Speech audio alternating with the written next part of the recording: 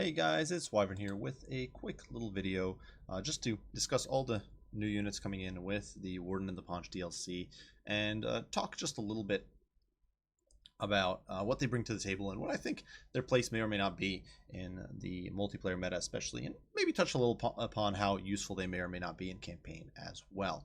Now, in this video specifically, we'll be focusing on the Greenskins, so that side of the DLC, but I do plan to make another vid covering the High Elves, and hopefully one covering some of the highlight changed units, because there have been a few reworks to Fanatics, some big changes made to the Gyro Bomber, War Wagons, units like that. I do want to get those all in together in a separate video, just to kind of organize things a little bit for you guys and for myself as well. And for this one, we're going to be diving right in. I know many of you guys, or probably most of you guys, have already seen these units highlighted by other YouTubers, so I'm going to keep the descriptions and explanations brief and sort of focus just on my thoughts and opinions on them. And first and foremost, we do have Grom the Paunch, of course. He is the figurehead of this fine DLC, and what better handsome mug to choose than Grom, of course. But he's coming in as a pure chariot lord. He has no foot option. He has no alternate mounts. This is it. Him on a chariot that's pulled by a few well-armored wolves. And kind of crazy that they pull his bulk, but especially at 84 speed. But for his stats, obviously, he's got almost 4,000 HP, 100 armor, regen.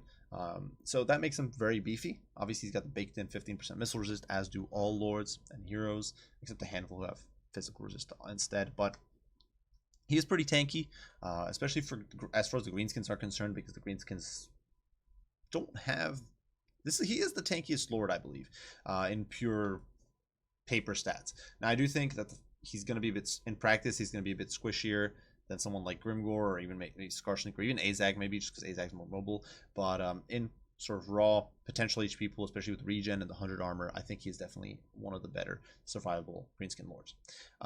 His combat stats are not great, but that's to be expected. He's on a chariot. He is pretty quick, so 84 speed is very nice, means he can get around where needed as needed. But a melee defense of 30, melee attack of 40 means he's not going to be winning any beauty contests in 1v1 duels, and he is going to be very vulnerable, I think, to dedicated Goonage, because this 30 melee defense is not going to protect you against much of anything. Weapon strength is 430, which isn't bad, but it is non-AP, which is unique in a negative way for a legendary lord. I believe all other legendary lords that are fighting, I should say that are fighting lords, because obviously Arkin, for example, doesn't have an AP chariot, but all other combat-oriented legendary lords do get AP chariots. So this 2/3 non-AP ratio is definitely a bit of a downside for Grom.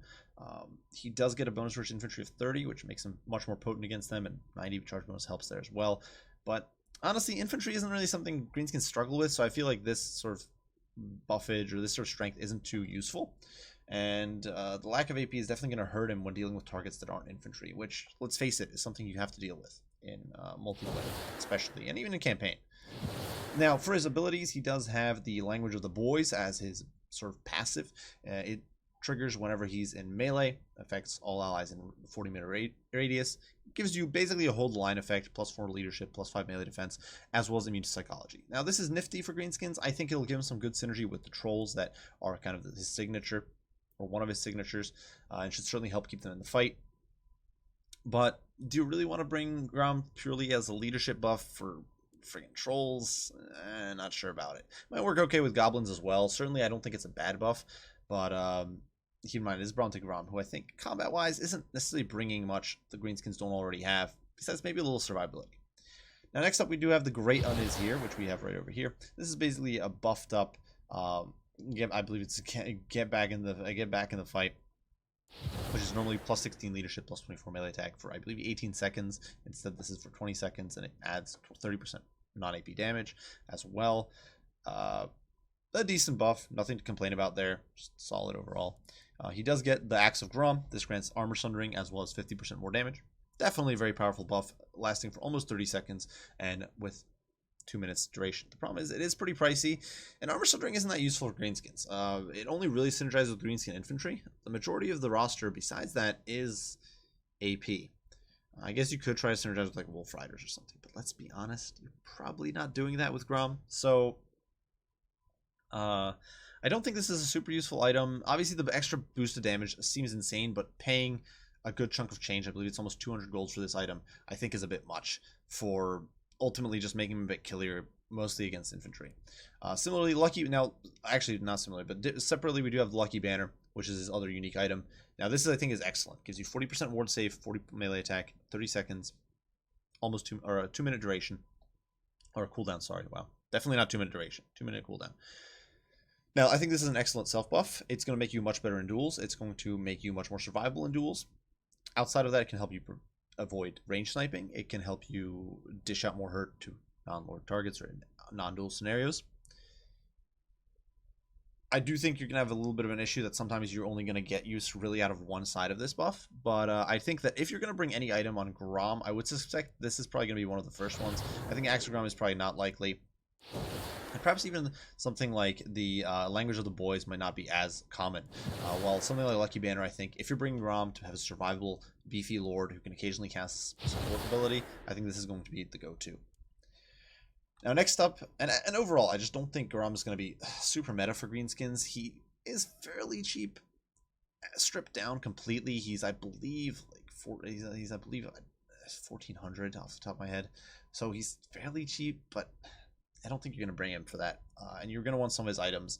At that point, you're looking at 1,800 to 2,000. I think fully maxed, he's like 2,200 cost. So it's not that cheap. And you still got to bring a caster with him. So I think that's a bit of a downside for him. But certainly he might have some benefits. I think there's going to be some niche builds, especially with trolls, where he's going to shine. Next up, we do have the Giant River Troll Hag. She is absolutely hideous. Just look at this face. Like, this is the DLC. The Greenskin side of this is really ugly. But obviously, she's a Lore of Death caster. She is a bit of a hybrid combat support or combat mage hero. The combat side, I think, has been overplayed by some or exaggerated by some. She's very beefy. She has a lot of HP. She's got regen, which of course is very strong. That is going to make her tanky in a drawn-out engagement. But her leadership is terrible, so she's very easy to rout. 55 leadership is very, very low. Her melee attack is pathetic. Her melee defense is not very good at 32, and your weapon strength is 360, which is respectable, but nothing too insane. Really, I think if you get surrounded, if you're actually caught in a fight against anything designed to fight, the Troll Hag is screwed. She's going to lose. So I think in practical terms, she can defend herself against some chaff. She can provide a little extra oomph in a blob, but really you're not bringing her for the fightiness. At which point there is a bit of an issue that she is a fairly expensive hero. Fully kitted out, she's running about 2,000 gold. Now she does get the Lore of Death, which is unique for the Greenskins. The only other mage who has that is Azak, so that is a nice little perk. She does get the Overwhelming Odor, which is much akin to the River Trolls, who get the Overwhelming Odor as well. Nice little melee attack debuff, can definitely help Blob especially. And she does get a whole bunch of bound abilities. Now, Assault of Stone, excellent one-use spell, can really nuke an area if your opponent blobs. The thing is, I think as Greenskins, you're not going to see too many melee blobs trying to counter you, so I don't see this as too common. Swamp Breath is, in my opinion, pretty worthless, much like Throg's Troll Vomit. It is a dirt cheap magic missile. And it does good damage. If you can get like a good shot in infantry, I've done it in campaign of obviously a bunch because it's dumb as a brick. It's excellent. But against a human player who knows what they're doing, and honestly, even if you're unintentionally, you get stuck in melee, she can't cast it, and it's only got 60-meter range. This is honestly a garbage ability. I probably won't bring it like 90% of the time unless I got like 60 gold to spare. Same thing with Blast, or very similar thing with Blast. At least this is something you can cast in melee. It's a decent magic missile, not as good as the Vomit, but not something, still probably not something I'm going to bring. Now, what we really going to want to bring is Mither. 72% speed reduction is insane. Massive snare effect. You can stack this on top of other snares that Greenskins get. So it just allows you to crowd control even better. And I think if you're going to bring a Swamp Hag, this is what you're going to bring. For sure. That's an ability, like the ability to bring with her. Besides that, we got the Trolls, of course. First and foremost, River Trolls. These guys are the cheaper of the two new Trolls. They're basically normal Trolls with better melee defense, lower weapon strength, and the Overwhelming Odor aura. Some decent debuffs there. I guess they are aquatic. So if you're trying to play on some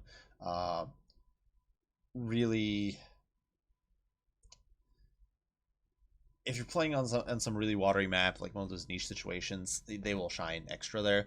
But by and large, I think for most builds, you might want to bring like one for the Overwhelming Odor, though you can already get a hag for that.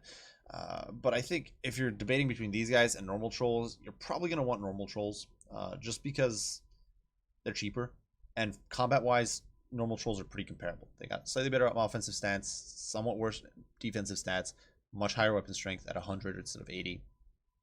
I think normal trolls are going to be the way to go for the greenskins. But river trolls, I think, certainly will have a little bit of a niche, especially as a sort of core unit for a death ball that provides that overwhelming odor. But they are 100 more expensive than trolls, so I don't think they're going to see much use, to be quite honest with you guys. Next up, we do have stone trolls. Now, this is a unit I have experimented with a bit. It is, I think, a very fun and potentially useful unit if you bring the correct leadership buffs for them. They have some insane survivability. 70 armor doesn't seem like much. Their combat stats are basically on par with normal trolls, 30, 36, 32. They do have 120 weapon strength, which is higher than normal trolls. But the real selling point here is the 30% missile resist and the 25 magic resist.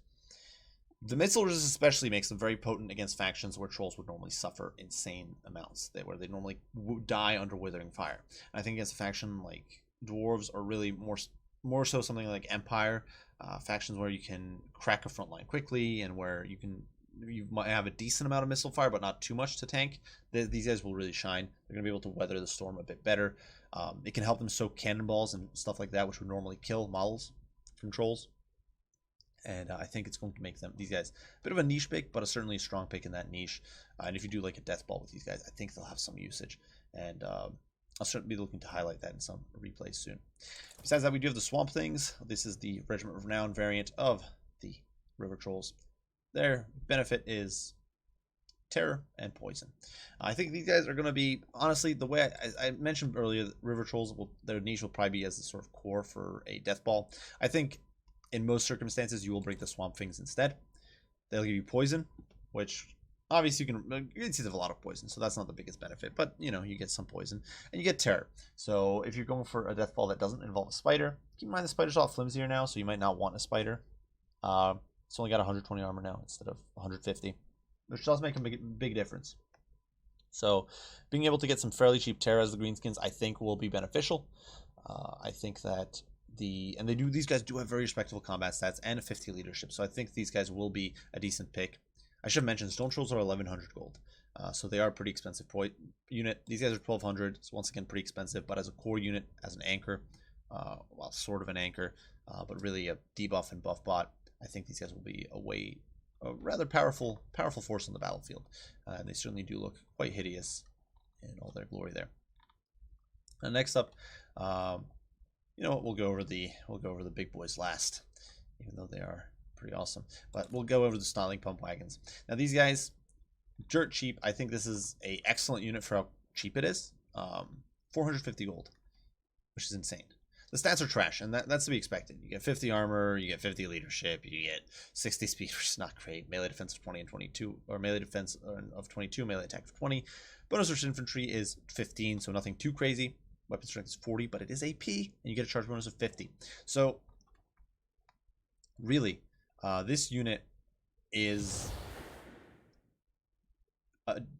I think, going to be an absolute beast at disrupting enemy infantry lines for how cheap it is. At 450 gold against dwarves, for example, you can bring a lot of these guys. You can swarm all over the back line. Yes, they only have 3,000 HP, but your opponent has to switch fire between multiple of these. If you've got, like, 5 Snarling Pump Wagons, it's going to be very hard to shut down all of them, especially with the rest of the Greenskin army bearing down on you at the same time.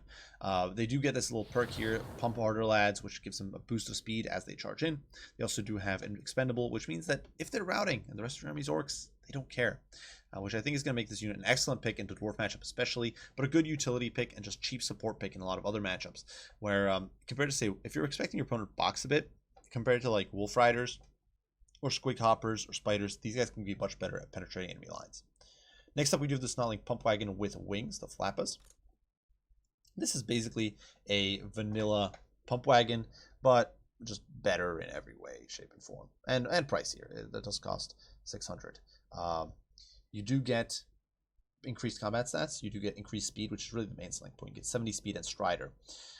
And you do get a much bigger charge bonus of 80.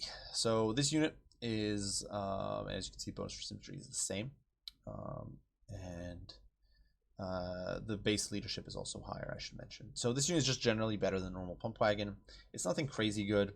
I think, honestly, for a cheap throwaway pump wagon, you're probably going to bring a normal pump wagon, just because you just want the cheap disrupt. But I could see this having a little bit of a niche if you need to gap close a little faster, or you want a little more mobility on that disruption. But I don't think it's going to have as much of a purpose as the pump wagon there. The Logie Bogey Spore Splodas is the Regiment of Renown pump wagon. It's a normal pump wagon, but has this ability here, Giant Exploding Spores. This does an okay amount of damage. It adds a bit to the disruption of the pump wagon. Once again, this is a pretty expensive unit. Like I said, it's expensive. It's 700, but so it's not super expensive, but it's pretty pricey for what should be a cheap disruption tool. Once again, I don't see this one seeing a huge amount of use compared to the normal Splatling pump wagon, especially. I think these two units especially are just going to get overshadowed because of how cheap the normal pump wagon is. If you want super cheap disrupt, you're going to bring this bad boy. If you don't want it, you bring more. If you want something more expensive and a little more effective, you're probably going to bring the spiky roller. The reason I think the spiky roller is going to see perhaps more use while these two will not is because it gets armor sundering, which gives it some utility, synergize. It is much more expensive. Keep in mind, this is a 900 gold chariot, but it's going to get armor sundering, which is much more useful alongside non-AP troops like Savage Orc Big Guns or Savage Orcs or Goblins, units like that. You get a little more survivability. You get a bit more leadership. Once again, you do get a spike up to 60, which makes it a bit more professional. You get much higher weapon strength at 55, bonus for infantry of 20, which stacking on that 30 weapon melee attack makes it an actually pretty respectable chariot, and one that can kind of stick around and fight. And you get cheap fear. So if you're not going, Greenskin's once again not the best fear faction. So if you don't bring trolls and if you don't bring monsters, you don't have fear. So being able to get fear in there is going to be massive, I think. And I think it could give Snotling Pump Wagons a little bit of a niche, the ones with the rollers. But I really do think that these two guys here are not going to see too much use. I think they're going to be a bit of a curio that you see occasionally, while these guys are really what you're going to see most of the time. And finally, really the highlight of this patch or DLC, really, and probably for both factions, is the Rogue. This is the highlight, I think, the highlight, the Rogue Idol. Of course, the vanilla version looking a little less fancy than the Big Gun. But this bad boy, look at that. He's got like Greenskin Purity seals here. Absolute unit. But the Rogue Idol is honestly, hate to say it, not going to be and I was super concerned. When I saw this unit at first, I was freaked out. I thought this was going to be the most busted thing ever. But after playing with it, after seeing it in combat, I think it's going to be a pretty weak unit, to be quite honest. The armor looks amazing. The stats on paper look stellar for a 2,300 gold unit. But it has cumbersome, which makes it attack very slowly, so the DPS is actually not very high. It also means it tends to miss if your opponent's on top of their cycle charging. Spear of Gork is nice, gets you extra leadership, but you don't want to pay 2,300 for 4-map wide leadership. Rubble and Ruin reduces its armor in exchange for more damage output, which is nice, but ultimately it means you're going to be dropped to 60 armor at the end of your lifespan, and it means the unit is going to be much more manageable as it loses its HP over the course of a game. I think if you're going to go with looking for a Rogue Idol as an anchor against, say, Bretonia or against Vampire Counts, where I think this unit might have some niches, I think you will go for the Big Gun. I just don't think the Rogue Idol is going to see much use at all, unfortunately, as cool of a unit as it is. In campaign, maybe more so. In campaign, could be a little more fun, I think, but especially because you can only have one Big Gun. But I think in multiplayer, you're almost never going to see these guys. The Big Gun is basically a normal Rogue Idol, but with rank 9 stats, and you get to throw rocks. I think this one's going to see more use because it can pressure your opponent to actually attack the blob. The thing is, your opponent can kind of pick apart your blob if all you've got is a Rogue Idol. They can pick apart the blob around it and then leave the Rogue Idol for last because the Rogue Idol is so clumsy. But with the Big Gun, you can't do that. You need to deal with him because otherwise he's going to throw rocks at you. And he can continuously use his HP to fuel more rock throwing, which I think is going to mean that if you're going to bring a Rogue Idol, I don't think it's going to be a super common unit to begin with, you're going to bring the Big Gun against like Bretonia or Vampire Counts. But that's just my 2 cents there. I think that's where you're going to see these guys the most. But that's really it for the upcoming units. A whole bunch of fun stuff. I like that it's a bunch of fun sort of niche units for the Greenskins. Most of the concerning stuff really is the free LC shenanigans. But I'm actually pleased to see that at the beginning is probably, and the Rogue Idol is probably going to be pretty decently balanced. I like the new mechanic with the Rubble and Ruin. Slowly damaging and weakening the unit while simultaneously making it better in other ways. Not being a simple debuff or buff, but helping sort of balance the unit out, I think. I think Snotling Pump Wagons could get a little impressive against Dwarves, but I think the rest of these units are not going to be too bad. I think it's going to be all decent. And the Trolls, I think, bring some new flavor, bring some new gameplay potential. Same thing with the River Hag, as well as Grom, but I don't think any of them are going to be a massive staple of the meta, and I don't think they're going to be sort of a defining new unit for Greenskins, the way, for example, Nasty Skulkers were. Regardless, let me know what you guys think. Let me know down in the comments below, and I will do my best to respond as soon as I can. I do thank you all for watching, and I will see you all in the next one. Bye for now.